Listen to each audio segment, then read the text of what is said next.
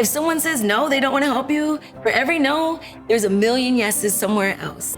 I think there's so much beauty in being a woman in a male-dominated industry. It's never been about proving my no's wrong, but more about proving my yeses right. When we are our authentic self, it leads to those lasting relationships that we wouldn't have otherwise. It's so important to bring access to individuals in our community who might not otherwise have access to that social capital. I think the average person is just not aware that it's more dangerous to have a baby now than it was 30 years ago. It kind of switched the whole world for me, where I'm like, wait, people have these issues with their maternity care?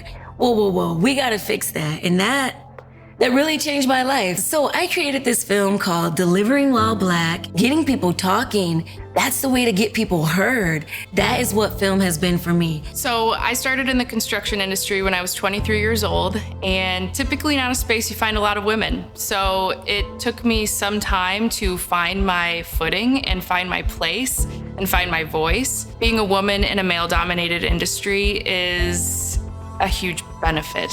It's better to be the odd one out because I can bring a unique perspective that maybe hasn't been represented at a table before. My mom is my hero, and I draw inspiration from her every day. My mom worked in the restaurant industry, so it was lots of nights where I was alone at home. She had no support. And so it's like, I don't even understand how you were able to do that. Now that I'm in a position, it really is important for me to give back to those communities.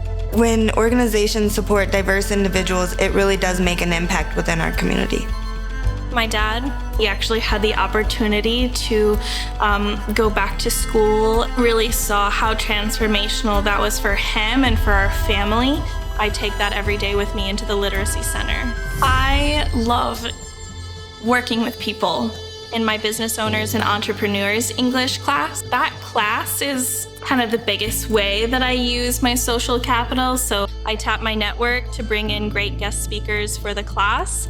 It's so essential that we use our own privileges and our own access in our social networks to bring those with us to the people that we're mentoring. When my dad was diagnosed with pancreatic cancer last year, there was no way I could hide what was going on in my life. If I wanted to be my authentic self, I had to kind of wear my heart on my sleeve. That was definitely a lesson for me in vulnerability and being okay showing those emotions when they were really raw and really real.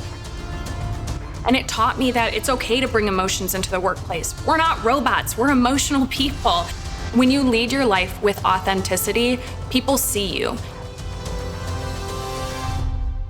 There's so much beauty and positive change you can drive by having a different voice. As we work with a diverse community, it's important that we look like the community we serve. So important as people in our society who have access to social capital and access to privilege to share that with others in our community. But I think back again on all of those women before me and look at where they are, and I know for a fact they weren't staying quiet, so I let my voice be heard.